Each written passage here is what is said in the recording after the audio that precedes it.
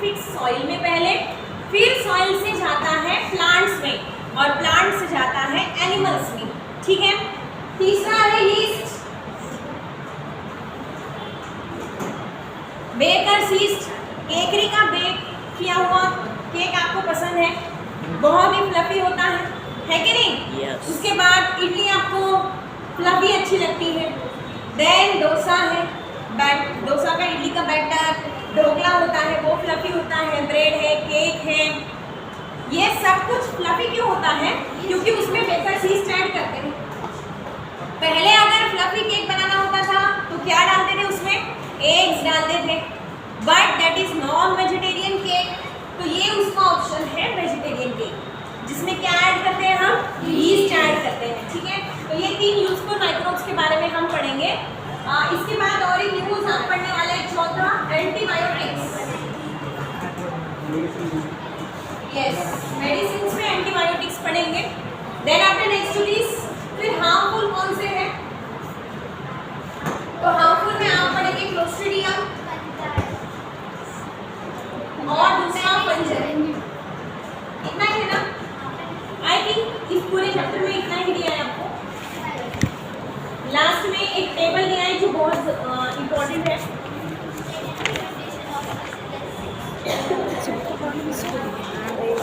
चालू आहे रे, तू कया नावावर करायला? और लास्ट में एक टेबल है जिसमें पूरे हार्मफुल माइक्रोब्स के बारे में आपको बताएंगे। हम बातें मत करो, बस ध्यान दो इधर।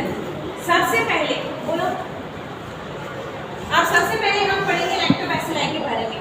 ठीक है, अब लैक्टोबैसिलाई में आपको जो कुछ जरूरी कंसेप्ट्स है वो ध्यान में रखनी है। सबसे पहले तो लैक्टोबैसिलाई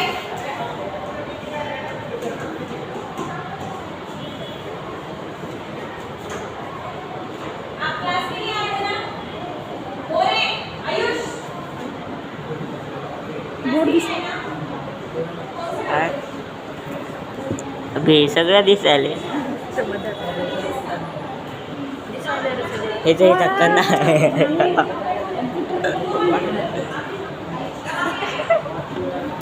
राहू दे बे, राहू दे ना.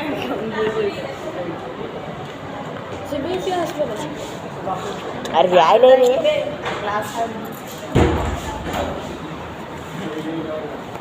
तो सबसे पहले लैक्टोबैसिलाई के बारे में अगर हम बात करें तो इसके नाम में दिया है, ध्यान रखना। लैक्टो मतलब जो लैक्टोज शुगर, लैक्टिक एसिड में कन्वर्ट कर सकते हैं। ठीक है, अब लैक्टो शुगर किसमें होती है? मिल्क में होती है। लैक्टिक एसिड मतलब क्या? कर्ड या फिर योगर्ट। योगर्ट मतलब क्या? योगर्ट मतलब फ्लेवर्ड कर्ड। कर्ड और योगर्ट सेम ही है, बस योगर्ट मतलब फ्लेवर्ड कर्ड होता है, इसमें पानी कम होता है, थोड़ा ज़्यादा गाढ़ा होता है। ठीक है, then after next to this lactobacilli कैसा है? लैक्टोबैसिलाई जो है एनारोबिक है, मतलब जब ये लैक्टो शुगर का लैक्टिक एसिड में कन्वर्जन होगा, इसको बोलते हैं fermentation.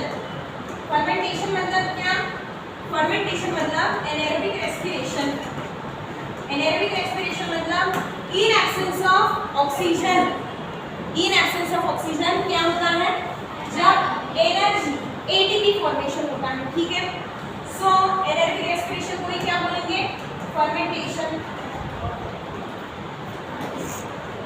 It is nothing but fermentation. इसमें आपको दो कंसेप्ट्स बताई हैं। पहली है कोएगुलेशन। अब ये कोएगुलेशन मतलब क्या? कोएगुलेशन मतलब सबसे पहले जो लैक्टोज शुगर होती है कहाँ पे? मिल्क में। मिल्क कैसा होता है? मिल्क में वाटर कंटेंट ज़्यादा होता है, वाटर एंड प्रोटीन्स प्रेजेंट होते हैं मिल्क में। आप देख सकते हैं एक कंटेनर में आपने मिल्क ऐड किया जिसमें पानी है और पानी के साथ प्रोटीन्स के मॉलिक्यूल्स हैं। ठीक है, अब इसमें आपने 1 स्पून क्या ऐड कर दिया? कर्ड ऐड कर दिया। कर्ड में क्या होते हैं? लैक्टोबैसिलाई।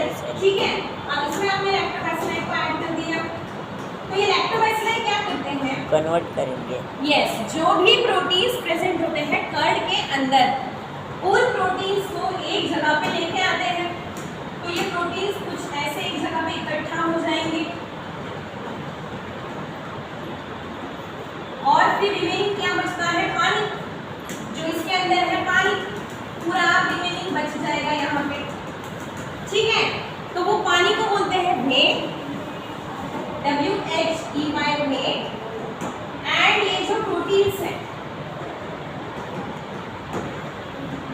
इन्हीं प्रोटीन्स का कन्वर्जन होता है लैक्टिक एसिड में, ठीक है। समझ में आ रहा है?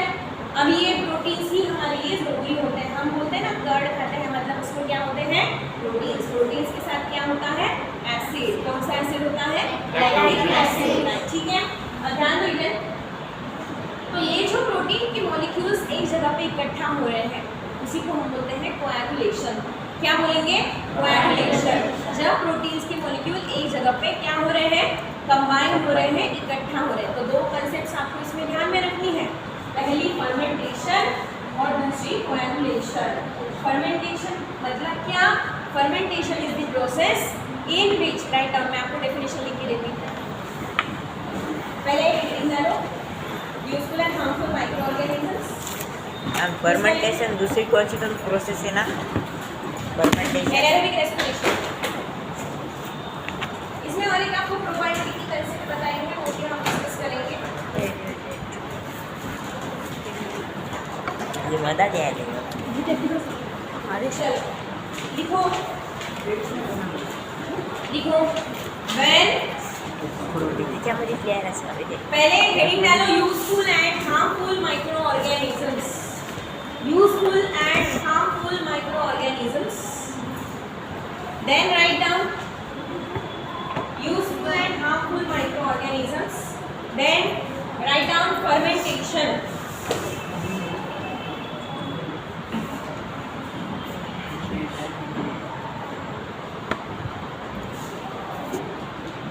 फर्मेंटेशन में लिखो, आपको दो डेफिनेशंस दी है फर्मेंटेशन की, दोनों भी लिख लेते हैं, ठीक है।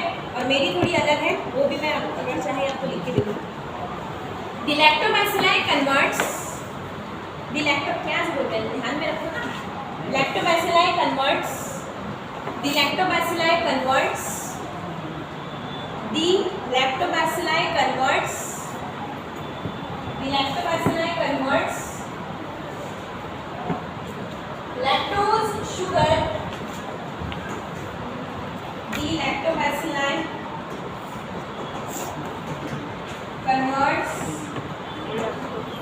lactose sugar into lactic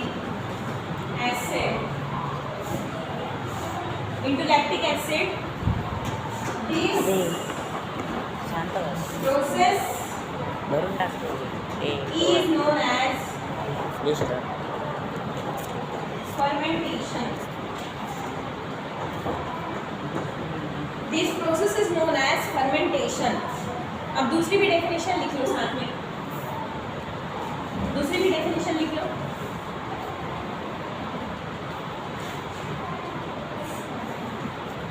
बोलो ना।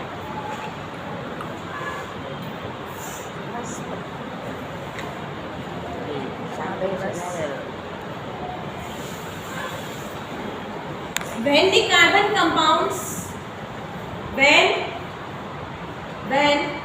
the carbon compounds in bracket sugar, in absence of oxygen, in absence of oxygen, in absence of oxygen, in absence of oxygen, converts to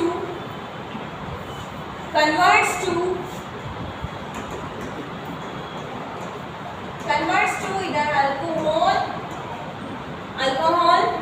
और एसिड, ऑर्गेनिक एसिड लिख सकते हैं आप, organic acid. This process is known as fermentation. This process is known as fermentation. Okay.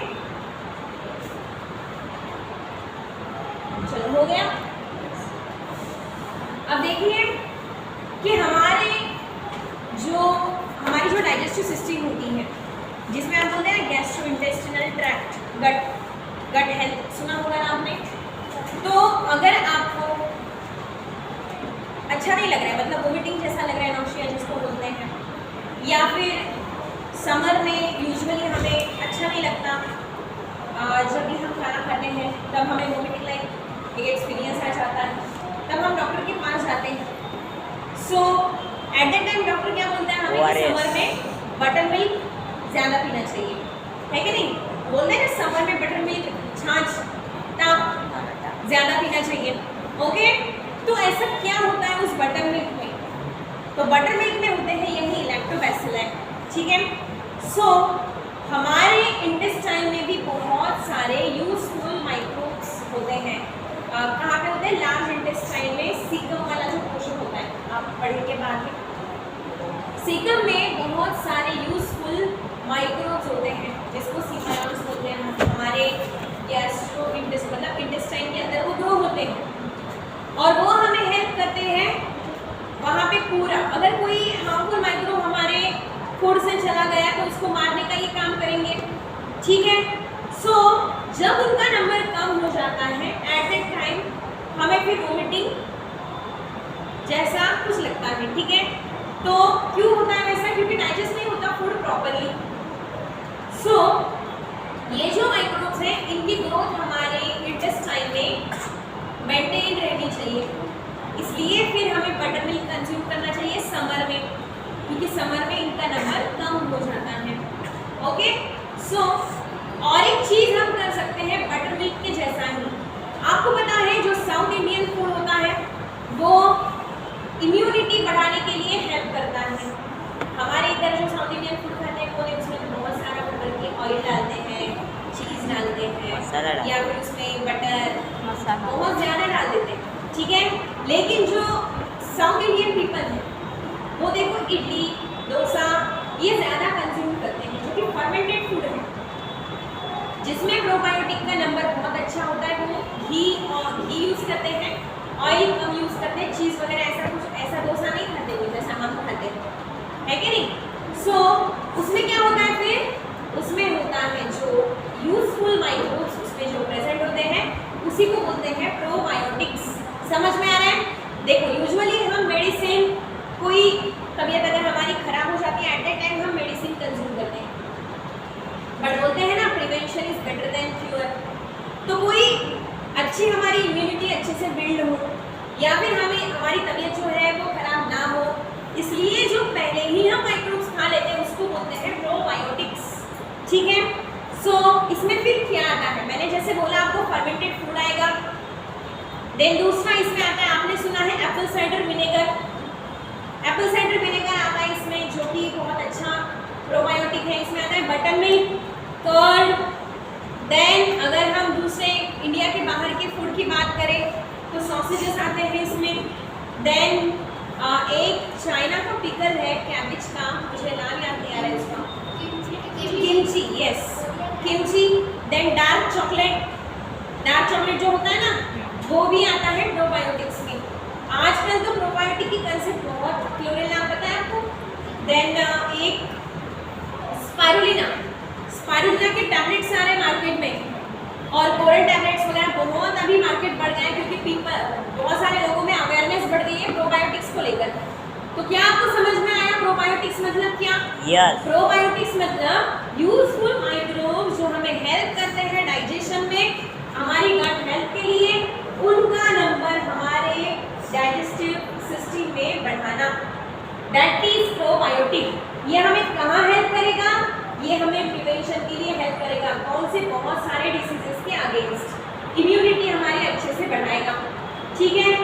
अगर हम probiotics consume नहीं करते तो बाद में हमें एंटीबायोटिक्स कंज्यूम करने पड़ते हैं, और एंटीबायोटिक इज द मेडिसिन जो कि हम कोई तबीयत हमारी खराब हो जाती है, कोई बैक्टीरियल वायरल इन्फेक्शन होता है तब हम कंज्यूम करते हैं, ठीक है। सो यहाँ पे एग्जांपल आया था बटर मिल्क का लैक्टोबैसिलस, ऐसे इसलिए मैंने आपको प्रोबायोटिक की कंसेप्ट बताई। ये ज़्यादा डीप में आपको हिस्सा नहीं है, 10th में है, ओके। देन आफ्टर नेक्स्ट जो सेकंड हमारा, यस, लैक्टोबैसिलस मिल्क में के लैक्टो शुगर को फीड करते हैं। देखो एक्चुअल में एक कंसेप्ट है जैसे हम क्या करते हैं, पेड़ लगाते हैं सॉइल में, फिर वो पेड़ क्या करता है, सॉइल के अंदर के न्यूट्रिएंट्स को अंदर ले लेता है खुद की तरफ और एक फ्रूट बना के हमको देता है, ठीक है। वैसे ही कुछ इसकी भी केस में होता है। Milk is like soil, lactobacilli जो भी है इट इज लाइक प्लांट, और हमें जो कर्ड मिल रहा है वो एक फ्रूट के जैसा है। समझ में आ रहा है आपको? तो हम जो मिल्क प्रोवाइड करें ना उस लैक्टोबैसिलाई को, तो हम उसको फूड दे रहे हैं, न्यूट्रिएंट्स दे रहे हैं, जिसको कन्वर्ट करके वो किस पे कन्वर्ट कर रहे हैं, प्रोटीन्स पे कन्वर्ट कर रहे हैं, शुगर को। उसी को तो हम क्या बोलते हैं, fermentation. Okay, so next to this, यहाँ पे आपको कुछ जो यूजेस ऑफ लैक्टोबैसिलाई दिए हैं ना, ये मैंने अभी आपको एक्सप्लेन किया, एक बार रीड कर लेना। उसके बाद आता है राइजोबियम के सिम्बायोटिक माइक्रोब। अब सिम्बायोटिक मतलब क्या, ध्यान दो इधर, सिम्बायोसिस एक ऐसा, आपने ऑटोट्रॉफिक न्यूट्रिशन पढ़ा होगा, आपने हेटेरोट्रॉफिक न्यूट्रिशन पढ़ा होगा, सिम्बायोसिस भी एक टाइप का न्यूट्रिशन होता है। ऑटोट्रॉफिक मतलब जो खुद का खाना खुद बना सकते हैं, हेटेरोट्रॉफिक मतलब जो खाने के लिए दूसरों पे डिपेंड रहते हैं, और सिम्बायोसिस मतलब दो टाइप के ऑर्गेनिजम्स एक दूसरे के ऊपर क्या करते हैं, न्यूट्रिशन, मतलब कोई भी एक देने वाला नहीं होता और कोई भी एक लेने वाला नहीं होता, यहाँ पे शेयरिंग होती है। समझ में आ रहा है? तो इसके एग्जांपल्स क्या है, इसका पहला एग्जांपल है लीच, पहला एग्जांपल है लीचेन। कसकटा लीचेन की symbiosis between algae plus fungi, fungi और algae। कसकटा कसकटा नहीं, कसकटा नहीं, कसकीटा हाँ, वो ये है, पैरासाइट है, सिम्बायोसिस में नहीं आएगा, वो पैरासाइट है, उंगली है, नहीं। पहला हो गया लीचेन, दूसरा है ये लेग्यूमिनस प्लांट।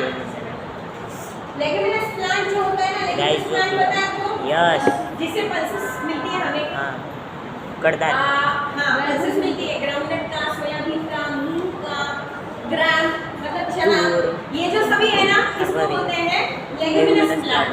अब ये लेग्यूमिनस प्लांट ना बाकी प्लांट से बहुत अलग होता है। कैसे? तो इसके रूट्स कॉमन रूट नहीं होते, इसके रूट्स कुछ ऐसे होते हैं जिनके रूट्स पे नोड्यूल्स होते हैं, और ये नोड्यूल्स में कोई एक टाइप के माइक्रो ऑर्गेनिजम्स रहते हैं, दैट इज राइजोबोम। मतलब हम क्या बोल सकते हैं, ये लेग्यूमिनस प्लांट क्या कर रहा है, राइजोबियम को रहने के लिए जगह दे रहा है कि नहीं? लेग्यूमिनस प्लांट क्या कर रहा है, राइजोबियम को रहने के लिए जगह दे रहा है, और उसके बदले फिर राइजोबियम क्या देगा, क्योंकि सिम्बायोसिस है ना, उसको देना पड़ेगा। तो इसके बदले राइजोबियम क्या करता है, न्यूट्रिएंट्स प्रोवाइड करता है।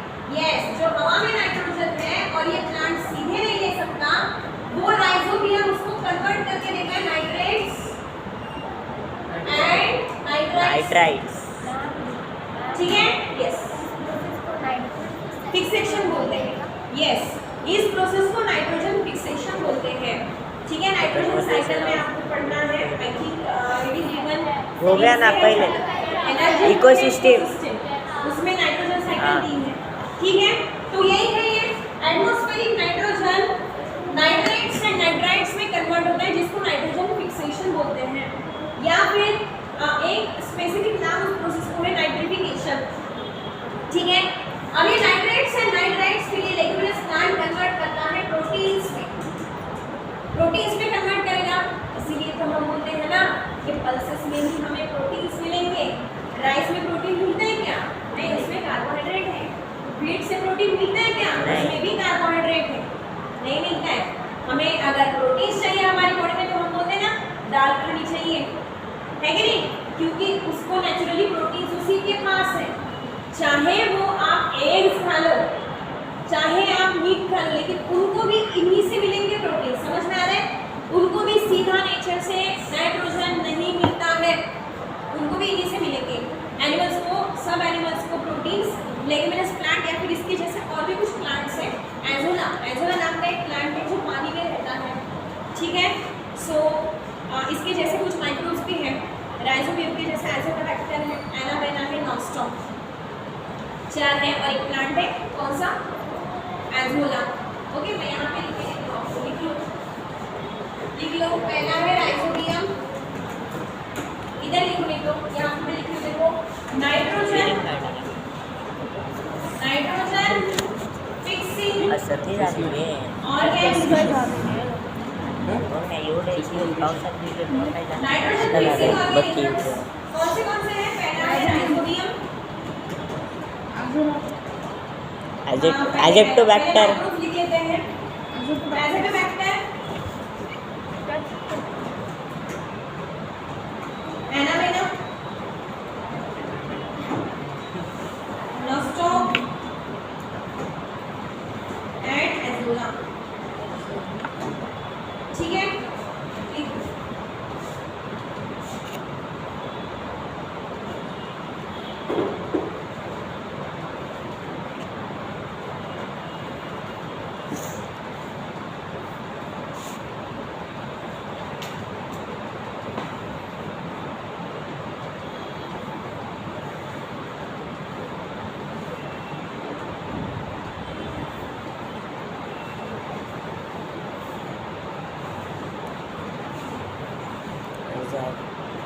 तो देखो नाउअडेज एक कंसेप्ट बहुत पॉपुलर हो रही है, दैट इज राइजोबियम इनोकुलेशन। मतलब नेचुरली कौन से प्लांट्स के पास नाइट्रोजन है, नाइट्रेट्स है, नाइट्राइट्स, लेगुमिनस प्लांट। तो ये तो अन्याय हुआ ना उन प्लांट्स पे जिनके पास रूट नोड्यूल नहीं है। इसलिए बायोटेक्नोलॉजी में एक कंसेप्ट अभी पॉपुलर हुई है, राइजोबियम इनोकुलेशन। तो इसमें क्या होता है, देखो ये जो राइजोबियम है ना, इनको कलेक्ट करते हैं लैब में, इनको कलेक्ट करके इनको ग्रो करते हैं, ग्रो करके उनका एक सॉल्यूशन बनाएंगे और उस सॉल्यूशन में डाल देते हैं सीड्स को। सीड्स को डालने के बाद सीड के ऊपर उसका कोट बन जाएगा, कोटिंग, और उस सीड को फिर क्या करते हैं, सोइंग करते हैं सॉइल के अंदर। तो पूरा प्लांट बनने तक तो नहीं, बट प्राइमरी स्टेज में तो एटलीस्ट उनको क्या मिल जाता है, प्रोटीन्स मिल जाते हैं। ठीक है, तो ऐसे प्लांट्स में थोड़े नंबर पे प्रोटीन्स अवेलेबल होते हैं जिनमें राइजोबियम इनोकुलेशन प्रोसेस की है। ठीक है, इनोकुलेशन मतलब क्या, डीप करना या फिर इंसर्ट करना, उसको इनोकुलेशन बोलते हैं। Okay, so next this is yeast. अब अगर हम यीस्ट की बात करें तो यीस्ट क्या है, स्पॉन्जी बनाने की, क्या है यीस्ट, यूनिसेलुलर, यस, ये एक फंजाई है। ठीक है, कौन से किंगडम में आती है यीस्ट, फंगाई, फंजाई में नहीं आती, यूनिसेलुलर है, तो प्रोटिस्ट में आएगी। ठीक है, प्रोटिस्ट में आती है ये, it is unicellular but eukaryotic fungi है। कौन, यीस्ट। ठीक है, यीस्ट का यूज बेकरी प्रोडक्ट्स के लिए करते हैं, इसलिए यीस्ट का दूसरा नाम क्या है, बेकर्स यीस्ट। यस, बोलो।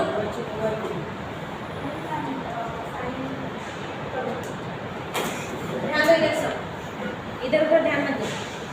सो बेकर्स यीस्ट भी बोलते हैं इसको, बिकॉज बेकरी में बेकरी प्रोडक्ट्स के लिए इसका यूज होता है, ब्रेड बनाने के लिए, केक बनाने के मैम लिए। कौन से फॉर्म में होता है, कौन से फॉर्म में होता है, क्या फॉर्म कौन सा होता है उसका, बताती हूँ ना, आपको पता है, मुझे पता है, नहीं पता है। ठीक है। हाँ, तो क्या होता है ना, फंजाई का एक कैरेक्टरिस्टिक है, मतलब अभी भी आप देखो नेचर में स्पोर्ट्स होंगे फंजाई के, तो कभी तो नहीं, लेकिन अब जब रेनी सीजन चल रहा है, फंजाई को फंजाई ग्रो होता है स्पोर फॉर्मेशन से। ठीक है, स्पोर फॉर्मेशन मतलब उसके स्पोर्स हवा में रहेंगे, और अगर इसको ग्रो करना है तो इसको दो ज़रूरतें इसकी हैं। पहली है मॉइस्चर, मॉइस्चर मतलब क्या, पानी, ओके, पानी, और दूसरा ऑर्गेनिक कंपाउंड। ऑर्गेनिक कंपाउंड्स कौन से होते हैं बताओ, जिसमें कार्बन एंड हाइड्रोजन है। ऐसे दो टाइप के कंपाउंड्स हैं, एक तो कार्बोहाइड्रेट्स और दूसरा है प्रोटीन्स। ठीक है, लेकिन ऐसा कुछ नहीं, ये लकड़ी है तो ये वुड की है, मतलब ऑर्गेनिक है। ठीक है, लेदर, पेपर, ब्रेड, ओके, घर पे जो आप बनाई है रोटी, ये सब ऑर्गेनिक है। फिर क्या होता है ना, इवन तो हम भी ऑर्गेनिक ही हैं, तो हमें भी फंगल इन्फेक्शन होता है ना, फंगल इन्फेक्शन होता है, फिर डॉक्टर के पास जाना पड़ता है हमें। डैंड्रफ क्या है, फंगल इन्फेक्शन ही है। ओके, तो ये फंजाई के स्पोर्स हवा में रहते हैं। जब भी आप हेड बाथ करते हैं, वॉश करते हैं हेयर्स, और उसको वैसे ही वो गीले रहेंगे, और इसी वजह से फिर डैंड्रफ होता है। क्यों? क्योंकि मॉइस्चर होता है आपके हेड में और वो अच्छे से आपने ड्राई नहीं किया, तो स्पोर्स फिर वहाँ पे ग्रो होना स्टार्ट कर देते हैं। ठीक है, सो ये फंजाई का क्या होता है, उनके स्पोर्स उनको क्या मिल गया, ऑर्गेनिक कंपाउंड मिल गया और मॉइस्चर मिल गया, तो तभी वो ग्रो करना स्टार्ट कर देते हैं। इसलिए तो आप देखो ना रेनी सीजन में आपको फंगस दिखती है हर जगह पे, है कि नहीं? फंगस दिखती है ना हर जगह पे। तो यीस्ट भी एक फंगस का टाइप ही है। ये स्पोर फॉर्मेशन से ग्रो नहीं होती, बट इसमें बड़ी होती है। ये भी वैसे ही होती है, इसको भी अगर पानी मिल गया और ऑर्गेनिक कंपाउंड मिल गया तो ये भी ग्रो करना स्टार्ट कर देगी। इसीलिए अगर हमें उसको स्टोर करना है तो उसको ड्राई करना पड़ता है। ठीक है, तो ये इसका जो ड्राई फॉर्म है वो ग्रैन्युलर होता है, ग्रैन्यूल्स के फॉर्म में होती है। ठीक है, ग्रैन्यूल्स के फॉर्म में होती है, जिसको बोलते हैं ड्राई यीस्ट। ड्राई यीस्ट है। फिर अगर मुझे आप जाके केक बनाना है तो मैं मार्केट में जाऊंगी, बेकरी से मैं क्या लेके आऊंगी, dry yeast. Dry yeast, okay, dry yeast में लेके आई तो ऐसे ही डालूंगी फिर मैं बैटर में? नहीं, उसको एक्टिव करना पड़ता है। ये भी प्रोसेस दी है इसलिए मैं बता रही हूँ, ना ही आपको मैं आपको रेसिपी बता रही हूँ। क्या बता रही हूँ आपको, जो आपके बुक में दिया है।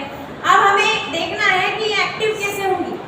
अगर हमें इसको एक्टिव करना है तो हम पानी लेंगे, पानी को थोड़ा ल्यूकवार्म करेंगे, मतलब वार्म करेंगे, टेम्परेचर प्रोवाइड करेंगे, उसमें फिर हम थोड़ा सा शक्कर डालेंगे, तो क्या हो गया, वो पानी भी हो गया, मतलब मॉइस्चर, शक्कर मतलब ऑर्गेनिक कंपाउंड, और गर्म किया मतलब क्या, ऑप्टिमम टेम्परेचर प्रोवाइड किया। फिर जब मैं इसमें ड्राई स्टार्ट करूंगी तो एट ए टाइम ये एक्टिव हो जाएगी। ठीक है, एक्टिव हो जाएगी मतलब क्या होगा एग्जैक्टली, मतलब ये बड़ी स्टार्ट कर देगी। बड़ी मतलब क्या, सपोज दिस इज यीस्ट, ये उसका न्यूक्लियस है, तो ये एक ऐसी बर्ड फॉर्म करती है। फिर ये बर्ड जो है ये बाद में जाके ऐसी दिखाई देती है, जिसमें न्यूक्लियस अब डिवाइड हो चुका है, और बाद में अगर मैं देखूंगी तो यहाँ पे मुझे ऐसे दो यीस्ट नजर आएंगे, एक पेरेंट, माइटोसिस नहीं है ये बडिंग है। ठीक है, इट इज नॉट माइटोसिस, ये ए माइटोसिस है, ये माइटोसिस नहीं, ये ए माइटोसिस है। माइटोसिस मतलब इक्वल डिवीजन है, this is not equal division. ठीक है, ये इक्वल डिवीजन नहीं है, एक ज़्यादा है एक कम है। ये जो डॉटर बन रही है यहाँ पे यीस्ट, ये छोटी होती है साइज में और ये बड़ी होती है साइज में, that's why it is not mitosis. ठीक है, ये माइटोसिस नहीं, ए माइटोसिस है, जिसको बोलते हैं हम बडिंग। तो यीस्ट कैसे ग्रो करती है फिर, बाय बडिंग। क्या होता है इसमें, रिप्रोडक्शन। ओके, अब यीस्ट में एक यीस्ट बहुत इंपॉर्टेंट है, that is Saccharomyces cerevisiae. Saccharomyces cerevisiae नाम की एक यीस्ट है जिसका यूज होता है, आपने वाइनरीज पता है आपको, वाइनरीज जहाँ पे वाइन फॉर्म होती है, वाइन बनाते हैं। ठीक है, और देन बियर इज मतलब क्या, जहाँ पे बियर फॉर्मेशन होता है। तो वाइन और बियर जब बनाते हैं ना, एट द टाइम वाइन किस चीज़ से बनती है, फ्रूट से, बियर किस चीज़ से बनती है, ग्रेन्स से। तब ग्रेन्स को लेंगे, उसमें पानी डालेंगे और उसमें यीस्ट डालेंगे, फिर ये यीस्ट ग्रो होती है, उन ग्रेन्स का यूटिलाइजेशन करती है और इसमें एक प्रोडक्ट बनता है, दैट इज अल्कोहल। अल्कोहल का कौन सा फॉर्म, बियर। सेम फ्रूट्स का पल्प लेंगे, जूस बनाएंगे, उसमें यीस्ट डाल देंगे, सैकेरोमाइसिस सेरेविसी, फर्मेंटेशन होगा, बहुत दिनों तक चलती है ये प्रोसेस, और उससे जाके आगे बनेगी वाइन, क्योंकि फ्रूट्स में होती है शुगर, सेम ग्रेन्स में भी होती है शुगर, कार्बोहाइड्रेट है ना। सो इसमें कौन से माइक्रोब की जरूरत पड़ेगी, यीस्ट की। यीस्ट के कौन सा टाइप, कौन सा एग्जांपल यीस्ट का मैंने अभी आपको बताया, Saccharomyces cerevisiae. Saccharomyces cerevisiae market में मिलती है सबको, हाँ मिलती है, कोई भी बना सकता है बियर वाइन, कोई भी बना सकता है, लेकिन वो इतना इजी नहीं होता, उसमें बहुत सारी स्टेप्स होती हैं। मैं जब एमएससी करी थी ना, मेरा माइक्रोबायोलॉजी में हुआ है, तब मैंने बनाना जो होते हैं ना, उसके जो ये होते हैं बियर कवरिंग, कवर, छिलके, उसके जो छिलके होते हैं ना बनाना के, उससे अल्कोहल बनाया था। तो आई थिंक उसमें परसेंटेज में अगर देखा जाए तो 17% अल्कोहल एक्सट्रैक्ट हुआ था। हमारे गांव की तरफ बना, 17%। हमारे गांव की तरफ बनाते हैं। हाँ वो तो अलग चीज़ है, वो तो बहुत कॉन्सेंट्रेटेड है। पाउडर, मतलब वो कैसा होता है? पाउडर सैंड के जैसा, क्रिस्टलाइन, सैंड के जैसा दिखता है वो, क्रिस्टलाइन नहीं है। सैंड, सैंड पता है ना, हाँ, सैंड के जैसा दिखता है वो, ठीक है, सांड नहीं सैंड, सांडे सैंड रेती आड़ू, ठीक है। अब ध्यान दो इधर, और एक चीज़ मुझे बतानी थी। हाँ, आपने समर में हम बहुत क्या करते हैं, गन्ने का जूस पीते हैं, तो आपने कभी सोचा कि शुगर फैक्ट्रीज में भी शुगर जो बनता है गन्ने से, तो उसका जो लेफ्ट ओवर है गिर गए। कौन है, कौन था?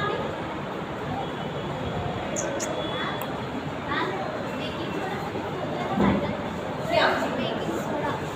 वो कार्बन डाइऑक्साइड को रिलीज करता है, बस उतना ही उसका यूज है। इसमें भी कार्बन डाइऑक्साइड रिलीज होता है, इसमें भी अल्कोहल जो बनेगा ना तो बाय प्रोडक्ट कार्बन डाइऑक्साइड होता है।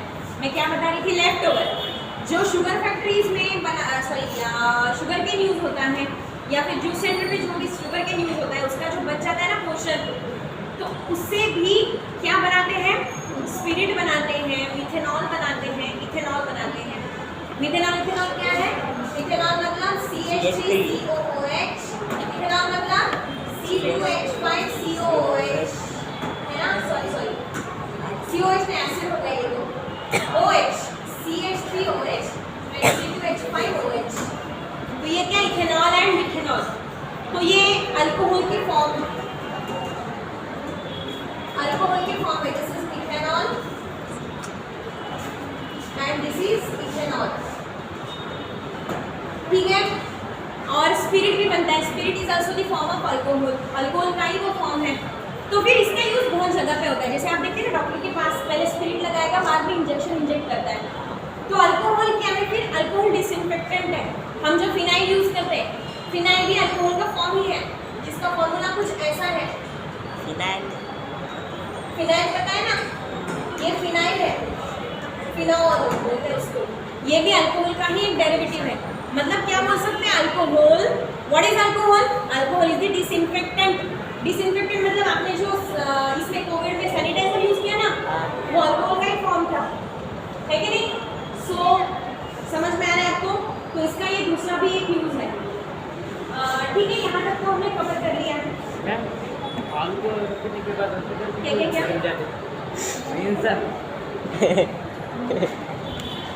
हाँ, आपका क्वेश्चन मैं बताती हूँ, ये हमेशा हर एक को क्वेश्चन आता है। आपको ऐसा पूछना है कि जो अगर अल्कोहल क्या कहता है, डिसइंफेक्टेंट है, मतलब वो सभी माइक्रोब्स को मार देता है, तो जो भी कंज्यूम करते हैं अल्कोहल को, तो उनकी बॉडी के अंदर के सब मर भी जाते हैं, है ना, माइक्रोब्स। ऐसा ही क्वेश्चन है ना आपका? वो क्यों गिर जाते हैं? क्या क्वेश्चन है? नशा क्यों आती बोल? जो अल्कोहल है ना, ये अल्कोहल जो है ना, ये हमारे सेरेबेलम पे इफेक्ट करता है। सेरेबेलम पता है आपको? सेरेबेलम पता है, ब्रेन का हिस्सा है, छोटा हिस्सा, मिड ब्रेन जिसको बोलते हैं। और सेरेबेलम है ना, वो हमारी बॉडी बैलेंसिंग जो होती है उसके लिए काम करता है, समझ में आ रहा है? तो इसीलिए फिर हम कुछ समझ नहीं पाते, ब्रेन पे इफेक्ट करता है ना, इसलिए आप वो ज़्यादा टैबलेट्स भी खाओ, वो भी इफेक्ट करेगी ब्रेन पे, मतलब कोई भी केमिकल जो है वो ब्रेन पे इफेक्ट करेगा, न्यूरोट्रांसमीटर्स को ये करता है, प्रमोट करता है, ठीक है? समझ में आ रहा है यहाँ तक? Yes. बाकी का क्वेश्चन नेक्स्ट क्लास में लेंगे। Yes. आपका मैथ्स का क्लास है ना, तो हमने आज क्या कवर किया? हमने आज यूजफुल माइक्रोब्स को कवर किया पूरा। एंटीबायोटिक्स बाकी है, एंटीबायोटिक्स मैं आपको नेक्स्ट क्लास में पढ़ाऊंगी, क्योंकि इतने कम टाइम में नहीं होता, वो बहुत बड़ी कंसेप्ट है, उसमें large spectrum, narrow spectrum, sorry